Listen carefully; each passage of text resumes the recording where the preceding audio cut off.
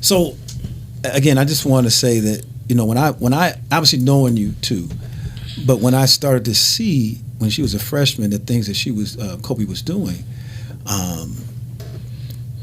the talent that she had to expose in doing that starts from somewhere, and then understanding what you two are been about in terms of just being intentional. That's the kind of parenting it takes to do that, and how impressed I was with that. So what I thought was, I think people need to hear about that.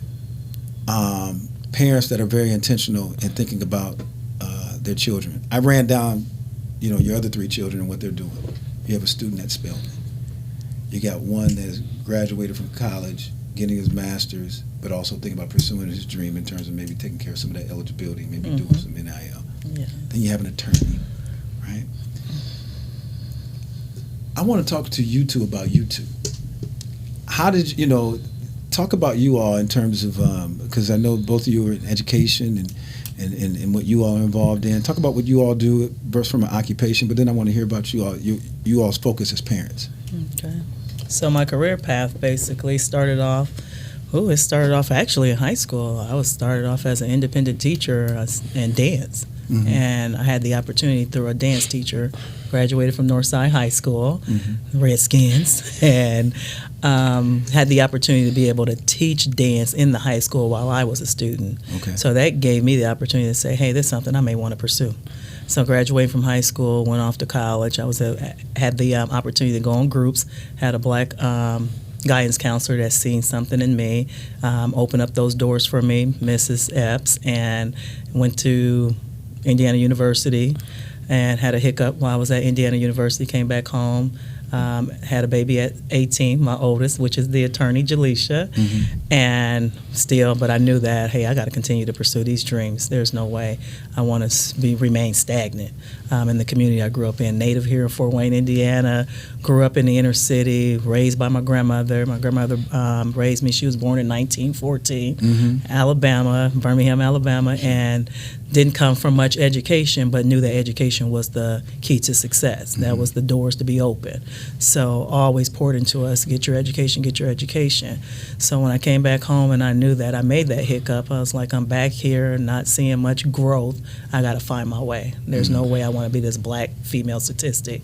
I always told myself that. I remember at one time just echoing in my ear when I was a kid, I had the opportunity to grow up at the Pontiac Youth Center under leadership of Melvin and Cookie Frazier, and they brought Les Brown in, motivational speaker Les Brown. Wow. And I'll never forget, and probably in middle school, the way he spoke to us and poured into us, and I even get emotional talking about it because Les Brown was amazing. He just resonated in me that I got to get up, I got to do something. I cannot follow some of the footsteps that I seen and that was placed in front of me with my own family members and just our community.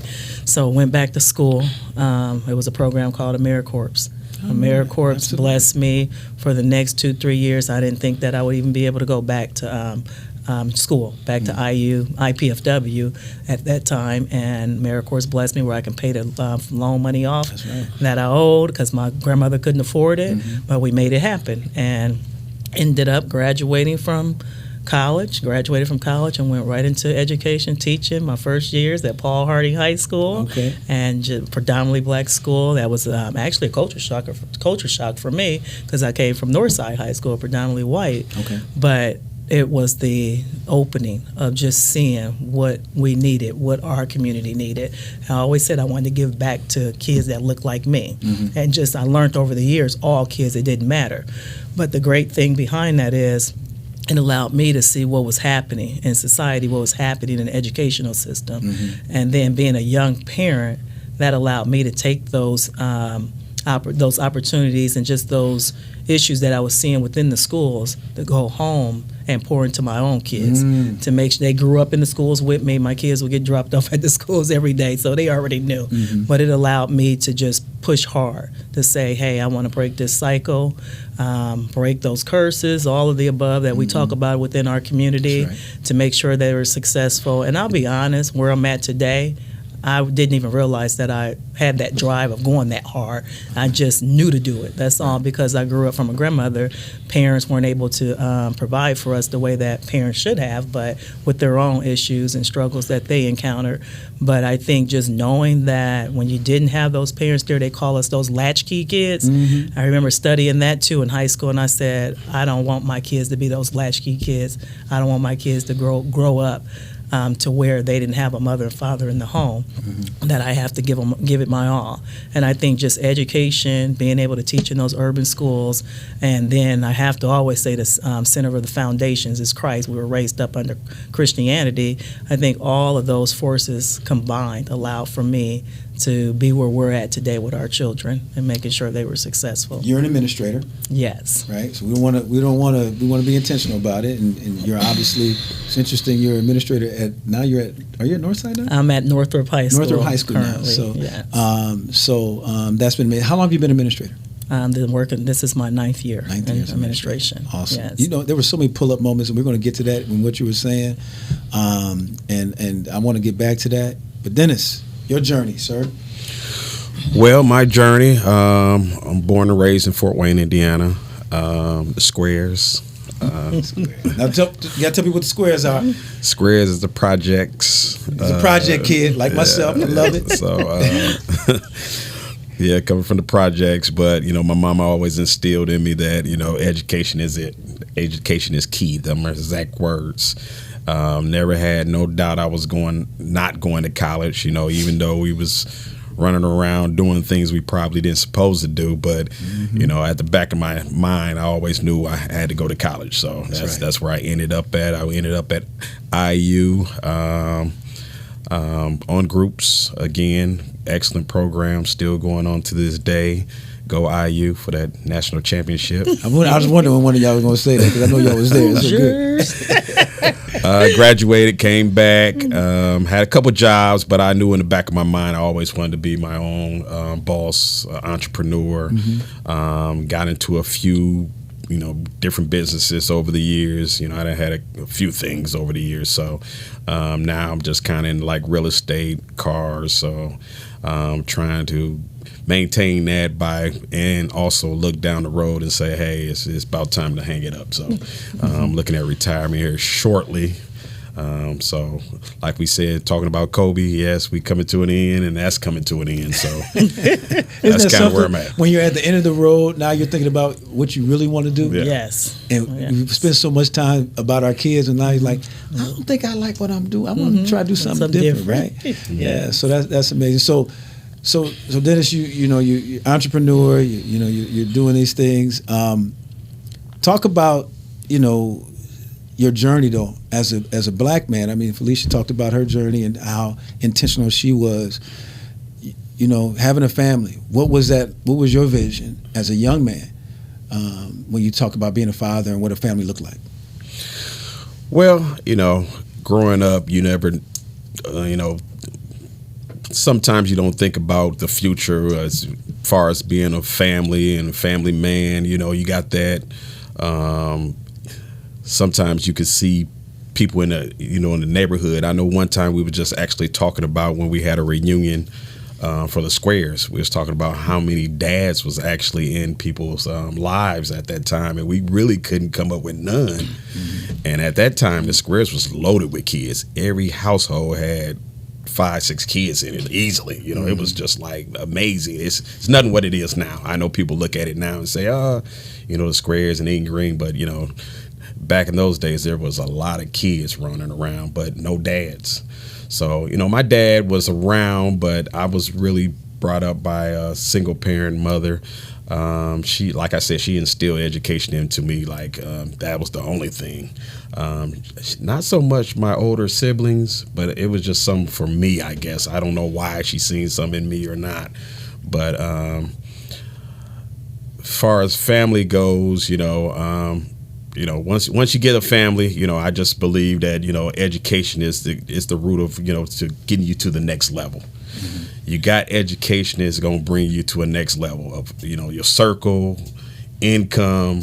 I'm just a big advocate of education. Even with my fraternity, my platform as being the president of my fraternity, we like to give away scholarships to the youth. So that's my platform. I just want to give back. I think education is everything, and it has helped a lot of brothers that got that was recipients of our scholarship go to the next level. And I seen it with my own eyes. They got that money, they went to the next level. Not necessarily that our scholarship made them go to that next level, but I think it's a helping hand. That's right. And Amen. all these helping hands just help everybody just to get to the next level. And I still that in all. I've been coaching 20 years football, and I tell my kids all the time. They say, "Hey, how you got that car?" I say, "I went to school." Isn't that something? I'm like you. I'm a old school. I believe education is the gateway. It's the gateway out of so many things, but it's also the gateway into things as well, right? Yes. So both of you, and I want to say this because this is important.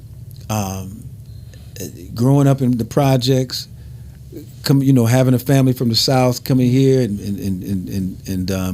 going through the challenges that you admitted that you had to go through and bouncing back, that journey and that adversity that you both had to face. But one thing I noticed what you said about all that your parents saw something special in you, and you were instilled in something, and that mattered. It got y'all through that. And so here you are now parenting these kids, and I just went down to the resume of those children. I was a big Cosby Show. People know me out there. I was at home every Thursday since the Cosby Show came on, watching that in Different World. Yes. So family has been important to me. I have a big family. Family's important. So talk about the Huxtables of today, which is y'all. You got these kids that are doing amazing things. Because one of the things that you say about the Cosby Show was they couldn't believe that that wasn't realistic. But here you all are making it work right now with your kids, and they're doing outstanding things. Talk about how intentional that was for you. Very intentional for me, I would have to say, for both of us. We've together 31 years, and we've just been our force. It's just been our driving force since the beginning. I remember bringing her home, and I would say, I got to make sure I instill in her what was instilled in me and what wasn't instilled in me.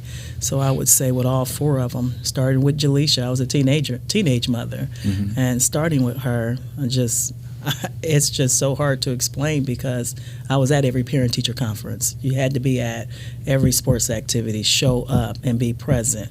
So that was the intentionality behind that, but not just that, making sure that you, even outside of the school, even at home, supporting them, trying to take some of the strategies that you learned through college when it comes to psychology and sociology to implement it into my home because it wasn't implemented into the home that I was raised up in. It was a great home, but we was taught a lot. But allowing them to have a voice, because where we come from, we know you didn't have no voices. What mom and dad said, and you're going to do what to do, or you're going to get your butt whooped. Right. And so just a lot of strategies. And even with, I would say, again, it always goes back to education. And then making sure, hey, checking your grades. I always was up in teachers' faces, emailing, effective communication, communicating back and forth with them, talking to the coaches, stepping back when we need to step back and let our kids to become self-sufficient or independent and advocate for themselves. So just a lot of nuggets, just trying to balance all of it because it's not easy. But I think with it all, I would say what balances all of it and the surface around all of it, the layers, is making sure they got their behinds up every time we got up to go to church and take them to church with us and let the pastor, let the Bible study, the Sunday school pour into them and let them know that without Christ we are nothing. Right. And I think all of that, accumulation of all of that, allows for us to be where we're at with the intentionality of where they're at. We had some rocky roads. I can't sit here and say that it was easy and that everything was just smooth sailing, perfect. We had some challenges, really faced some challenges with our son. My husband can chime in on that, Dennis. But then even talk about that. I mean, why don't you talk about that? Because I think people want to hear it because everybody has these challenges, right? Yeah. And we're seeing what it looks like now. But talk about those challenges, Dennis, as a father. High school. Even in high school. Well, kids being kids. I just think all kids get into a little something. They feeling themselves sometimes, or just growing pains. She got on Dennis, and then she hit on something that made me think about Dennis. One time he was, he's the starting quarterback. He's actually the all-time leading passer at Southside. And We can't just breeze by that, right? No. Gymnast over here that's doing amazing things at Bishop Dwenger, and then you have the all-time leading passer at Southside, which is Dennis Jr. This is amazing. One time, I guess the coach wanted to do something different with the offense, so he got a little angry about it, and he came to me about it, or came to us about it, and I was just like, hey, go talk to him. You know, we got to push him out there and say, hey, sometimes you got to be a man about things, and that, you know, that. And she touched on it. I think she was talking about that particular instance. Well, that was what I thought about when she said it. And he had to go in the locker room, talk to the coach. They worked it out, you know, and they had a great season. So, you know, sometimes you just got to push them out there on faith. And, you know, particularly with Kobe being in gymnastics, you know, that's all faith. You know, you got to be on every single time to hit that bar just right, to grab just right. You know, one little move, you on the ground. So, and you got to dust yourself off and get back up. So, you know, all of them kind of went through some adversities. You know, even Jaleisha, you know, she's an attorney, but as you know, that's a lot of studying. So. And a lot of dedication. I couldn't do it. That was my career path. I wanted to be an attorney, but I just couldn't do it. I pulled back after I got my little stuff. I was like, hey, I'm done. So, but you know, all of them went through some things, especially in sports. You know, Michaela, she played varsity sports. She's a blanket award winner, so she played sports. You know, she was tall in elementary. She was like 5 feet in 5th grade. So we was thinking she was going to be, you know, 7 feet tall or something like that. But she didn't grow anymore. Wow. But unfortunately, she was developed as a center. So her skill set was all center based.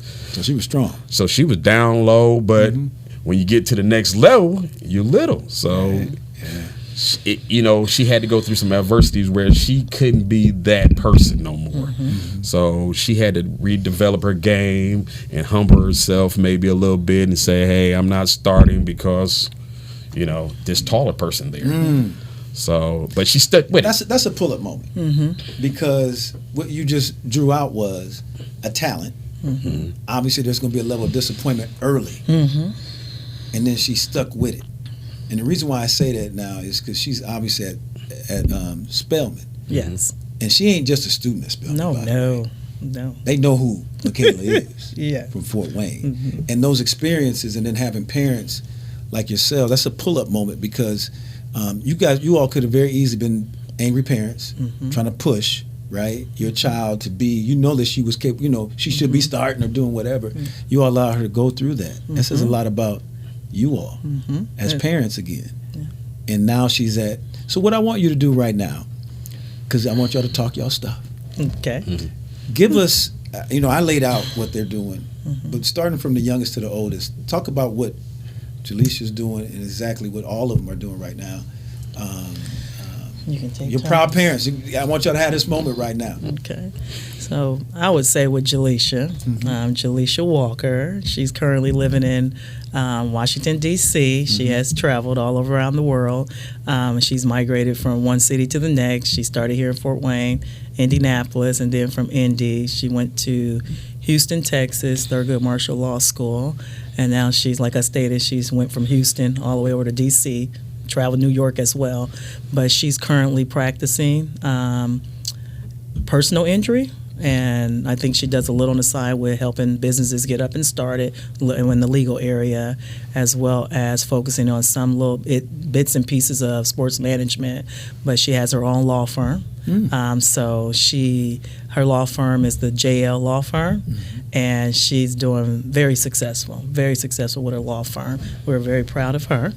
And she's practicing in what states now? She's practicing. She's licensed to serve any clients in Texas. She has her license in Texas, her license here in Indiana, as well as Washington, D.C., as well as, and I think New York. Sorry, I'm missing one. And then she's preparing to take the bar exam for California sometime soon here this year. Ambitious. Yes. All right. Yeah. Dennis, what's Dennis Jr.? What's he do? Well, Dennis, like I said, he played at Southside, and he went on to play at Purdue.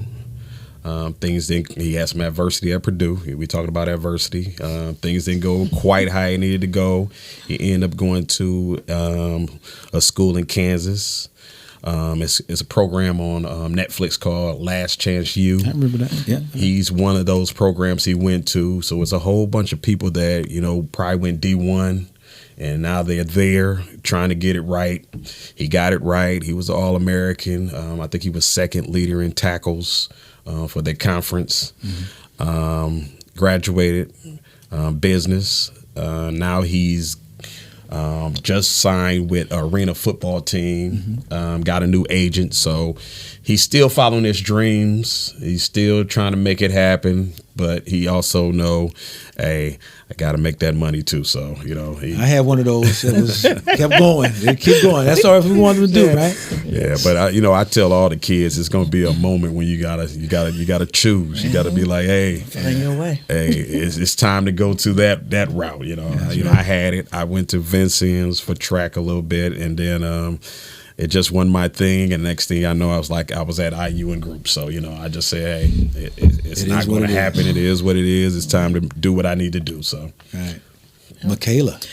Okay, that Michaela. Michaela is the feisty one out of all four of them. Michaela is our handful. Okay. I told her she thinks she's that Kim. She thinks we on that Kim Kardashian's budget or something. Michaela's the one where she is a strong advocate for herself. I admire Michaela. I admire all my kids, but when I see something really different in her, she probably could be the next Michelle Obama. Michaela, like we stated earlier, she's at Spelman. She's a junior at Spelman. Michaela always wanted to attend a HBCU. And those who don't know what that is, historically black college university. And she actually got accepted at Howard University, Spelman, and NCAT, North Carolina A&T, right. And she decided to go with Spelman. Michaela, she started off wanting to pursue being an anesthesiologist, but Michaela doesn't like math. She's like, oh, I don't like math. It's probably going to be challenging, so she switched over to follow her sister's path. So right now she's studying political science and minoring in, I believe, English, as well as something with accounting, I believe so. But which is interesting because you don't like math, but you picked up accounting.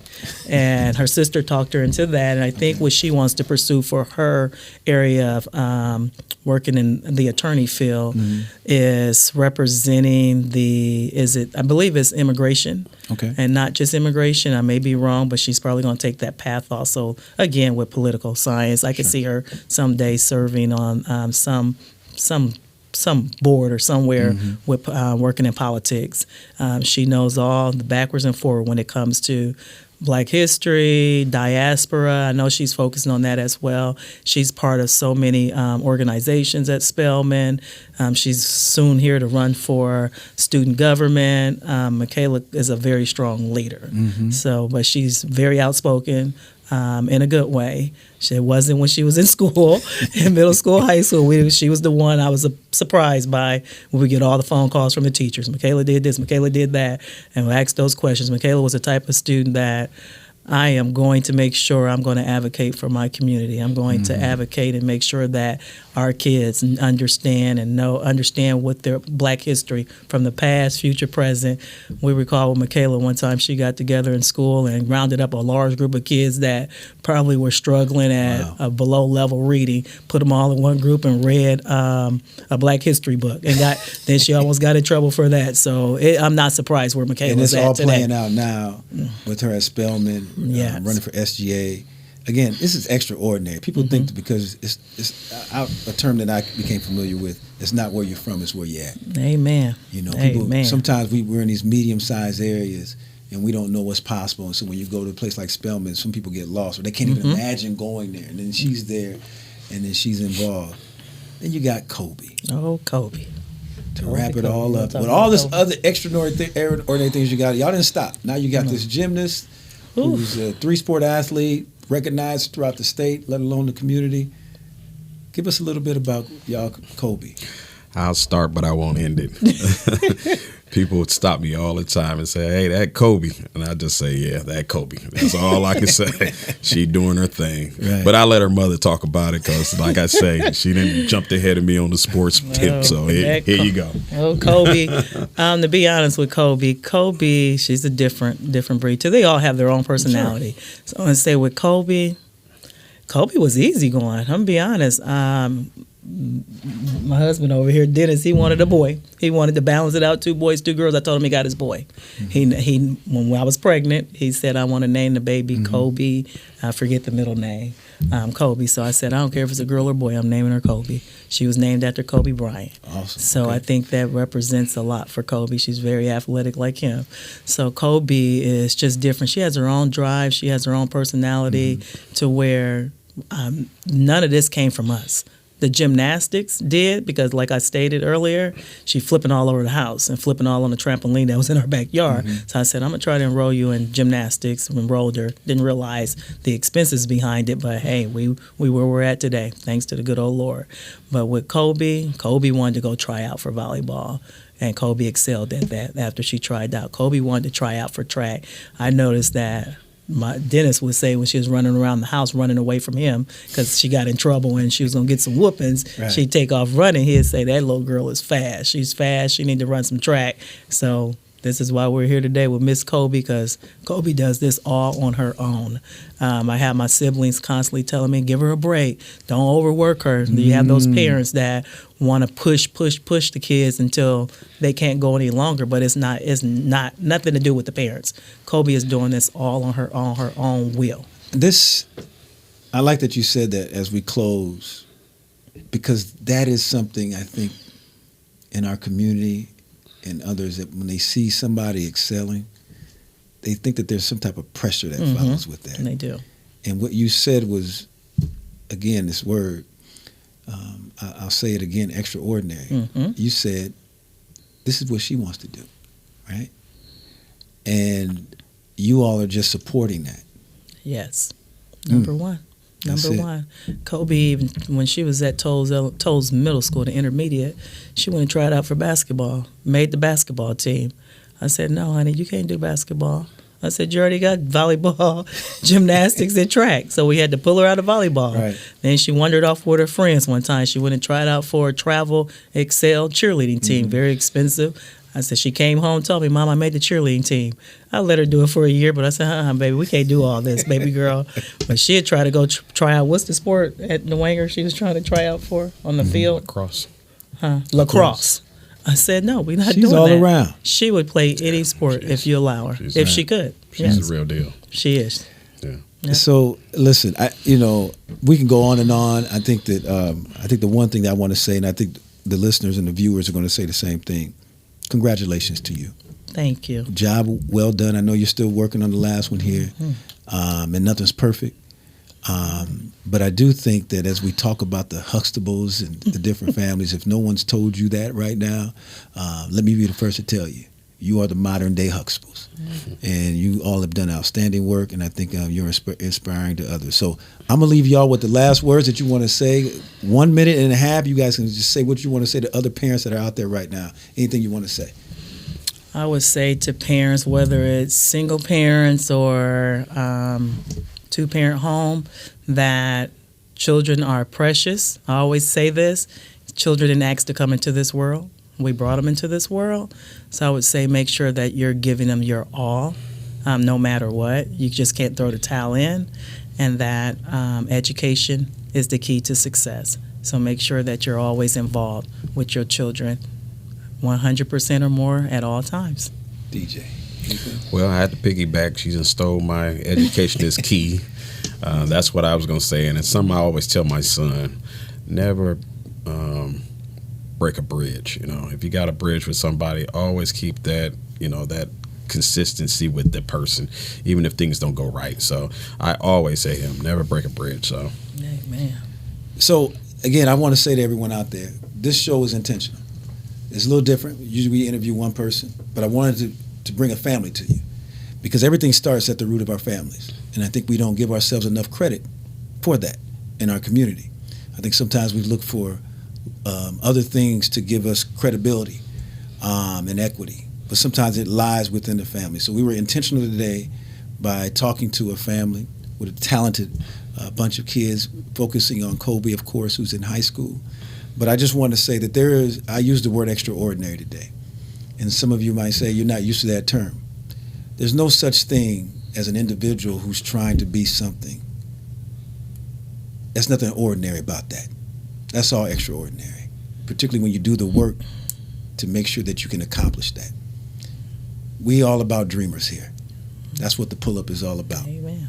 So we want to thank you for pulling up as we continue to talk to extraordinary people, because we believe that if you're out there right now, you're listening, you are extraordinary as well. Stop allowing these terms to be foreign language to you. Speak that into existence. I want to thank you today for pulling up. And I want to give a shout out to our Neutral Voices for the collaboration. Thank you, and we'll see you next time on The Pull Up.